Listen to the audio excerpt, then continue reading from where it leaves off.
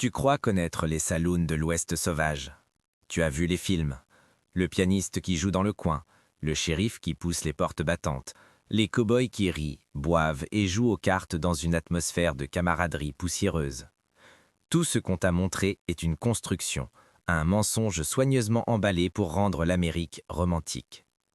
Derrière ces portes battantes se cachait un monde de manipulation systématique, de violence banalisée, d'exploitation organisée et de secrets que les historiens ont longtemps préféré taire. Ce que tu es au point d'entendre va changer définitivement la façon dont tu regardes cette époque. Bienvenue. Aujourd'hui, nous plongeons dans les entrailles réelles des saloons de l'Ouest américain, ces lieux que la culture populaire a transformés en icônes de liberté et d'aventure. Mais la réalité, elle est bien plus sombre, bien plus dérangeante et infiniment plus fascinante. Voici les 20 vérités que l'histoire officielle a soigneusement mises sous silence sur la violence, la manipulation, la mort et les êtres humains broyés par une machine que personne ne voulait voir en face. Nous commençons maintenant et nous allons jusqu'au bout.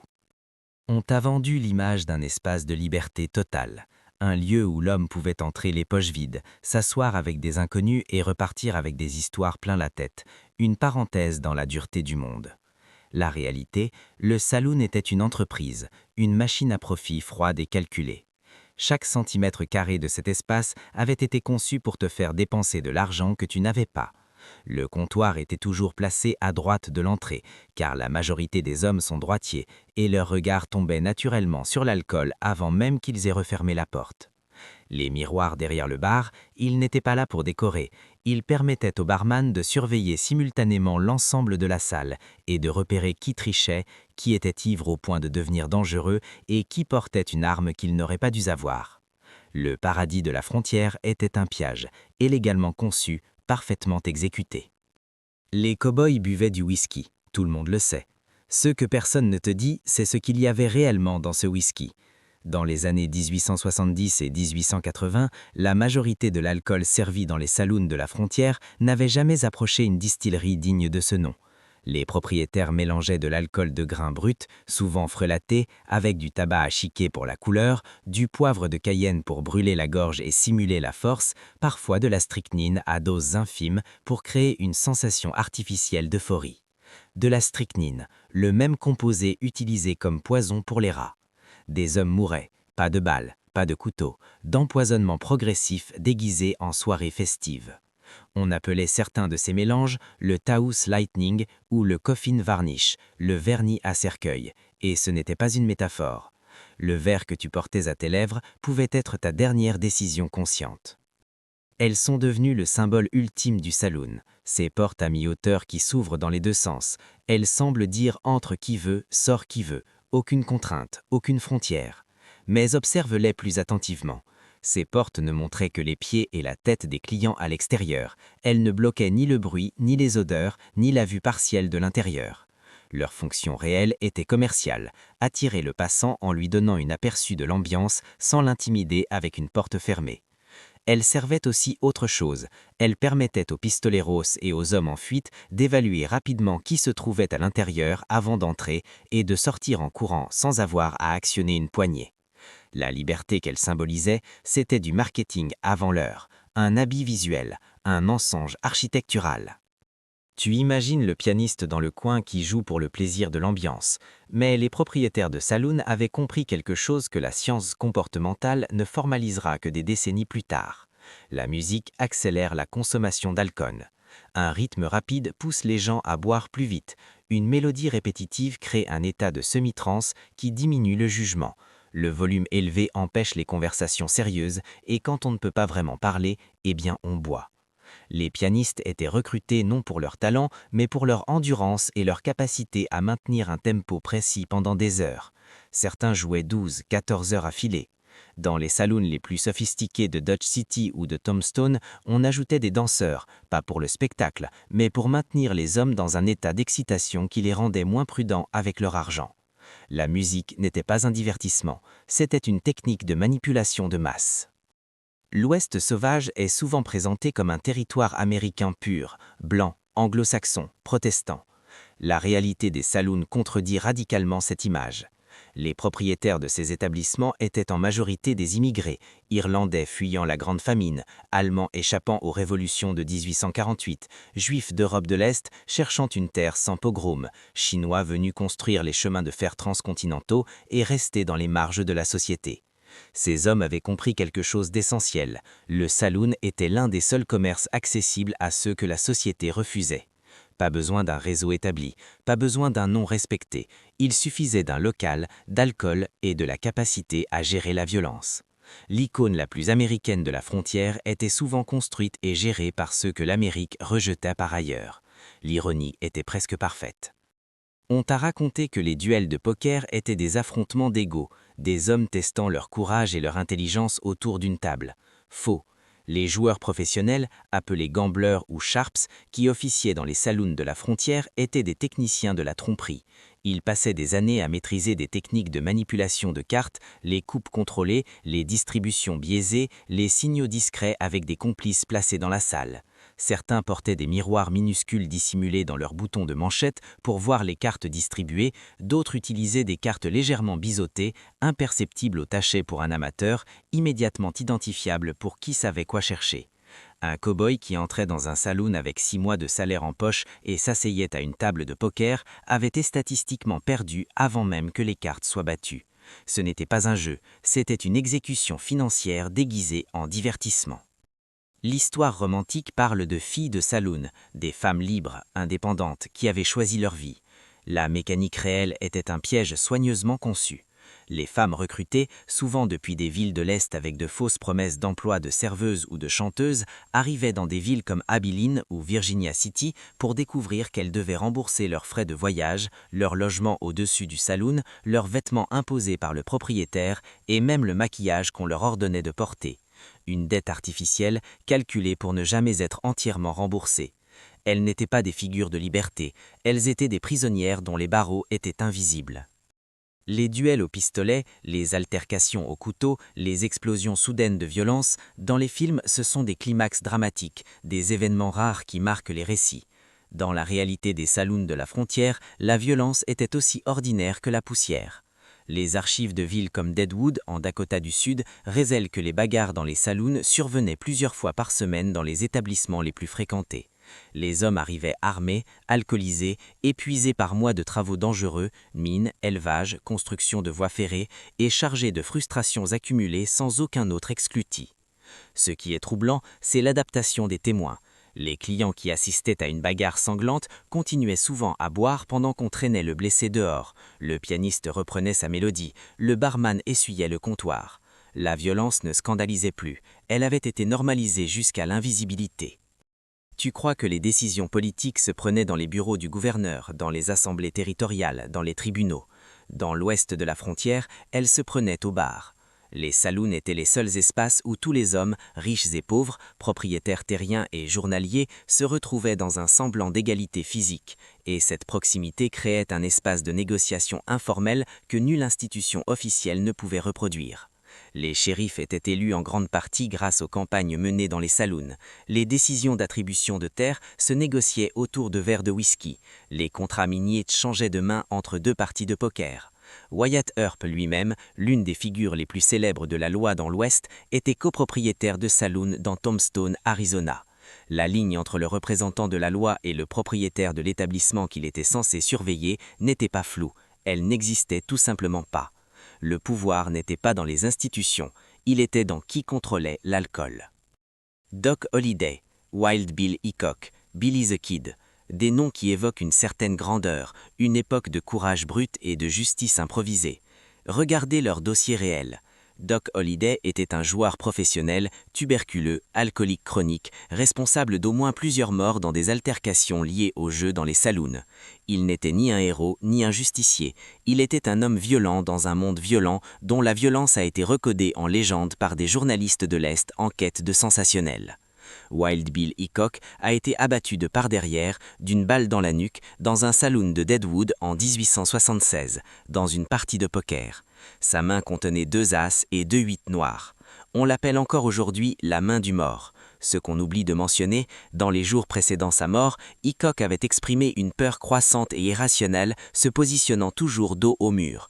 Ce jour-là, la seule place disponible le forçait à tourner le dos à la salle. La mort l'avait attendu patiemment et le saloon avait été son dernier théâtre.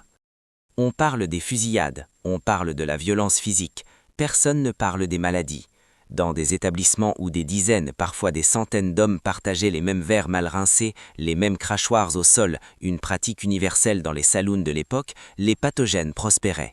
La tuberculose se transmettait à travers les crachoirs placés au sol, une pratique universelle dans les saloons de l'époque. La syphilis et la gonorrhée progressaient silencieusement dans des populations sans accès aux soins médicaux dignes de ce nom. Dans certaines villes minières, comme Leadville en Colorado, les médecins de l'époque estimaient que plus de 30% des hommes fréquentant régulièrement les saloons souffraient d'une forme ou l'autre de maladie vénérienne. Ces hommes mouraient, lentement, en silence, loin de toute caméra ou plume de journaliste. La vraie mort de l'Ouest n'était pas romantique. Tout ce que tu as vu te montre un monde d'adultes. La réalité démographique de la frontière était brutalement différente. Dans les villes champignons qui surgissaient en quelques semaines autour d'une mine ou d'une tête de ligne ferroviaire, il n'existait aucune infrastructure sociale digne de ce nom. Pas d'école dans les premiers mois, pas d'orphelinat, pas de structure d'assistance pour les enfants dont les parents mouraient, de violences, de maladies, d'accidents de travail. Ces enfants se retrouvaient dans les saloons, certains comme cireurs de chaussures, d'autres comme coursiers ou ramasseurs de verre, d'autres encore simplement parce qu'il n'y avait nulle part ailleurs où aller.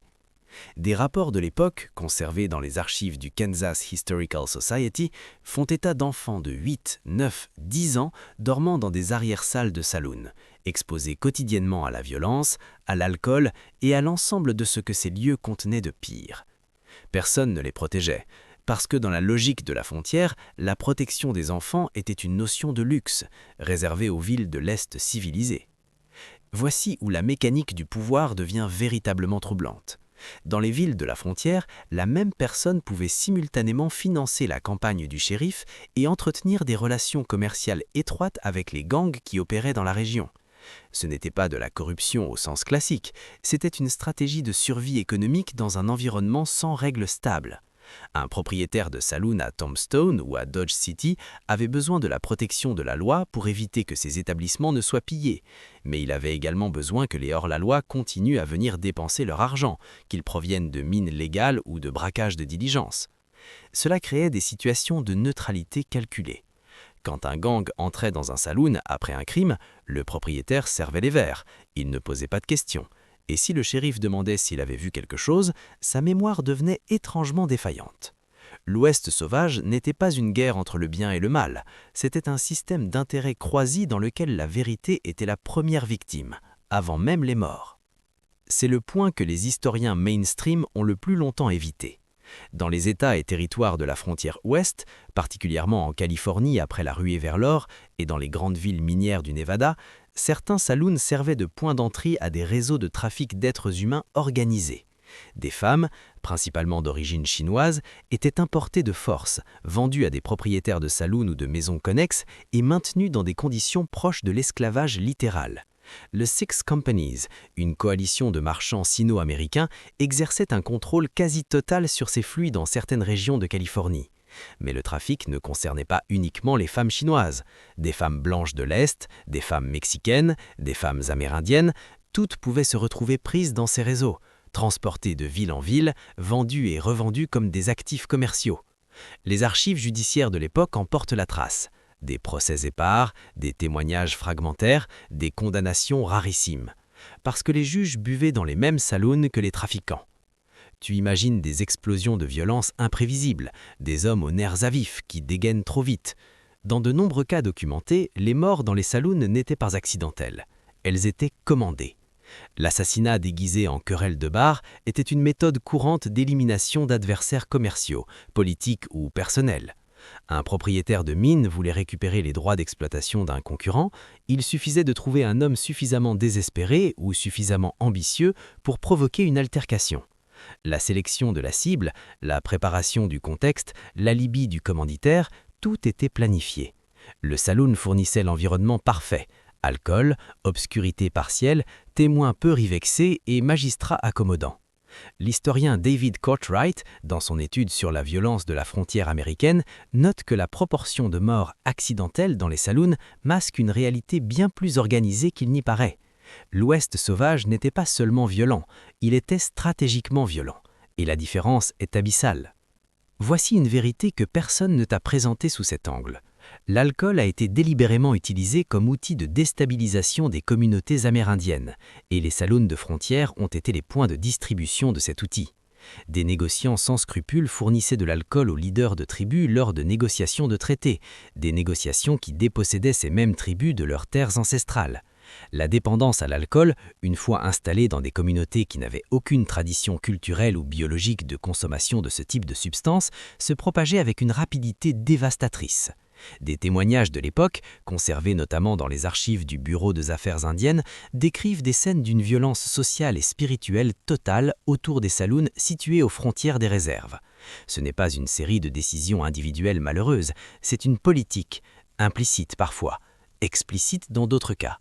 Et les saloons étaient les instruments, conscients ou non de l'avoir été. Voici le retournement que personne n'anticipe.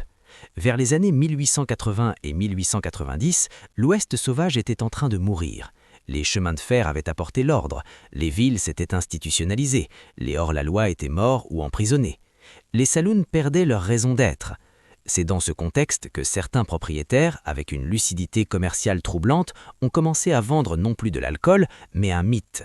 Des saloons de villes comme Deadwood ont commencé à organiser des reconstitutions de fusillades pour les touristes de l'Est venus en train chercher des frissons.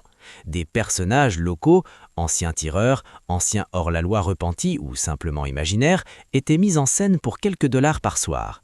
Le mythe de l'Ouest sauvage, que tu as vu dans de centaines de films, que tu as grandi en admirant, il a été en grande partie construit, packagé et vendu par les saloons eux-mêmes pour rester économiquement viable. L'industrie qui a exploité les vivants a ensuite exploité sa propre légende. Et nous l'avons achetée, génération après génération. Chaque grande ville de l'Ouest avait son Boot Hill, son cimetière des pauvres, ainsi nommé parce qu'on y enterrait les morts avec leurs bottes aux pieds, victimes de violences ou de maladies. La majorité des occupants de ces cimetières venaient directement des saloons. Mais voici ce que les historiens ont mis des décennies à reconnaître pleinement. Des centaines de morts n'ont jamais atteint ces cimetières. Des hommes sans famille, sans papier, arrivés dans des villes champignons depuis des milliers de kilomètres, mouraient dans des arrière-salles et disparaissaient dans la terre des plaines sans épitaphe, sans enregistrement, sans mémoire d'aucune sorte.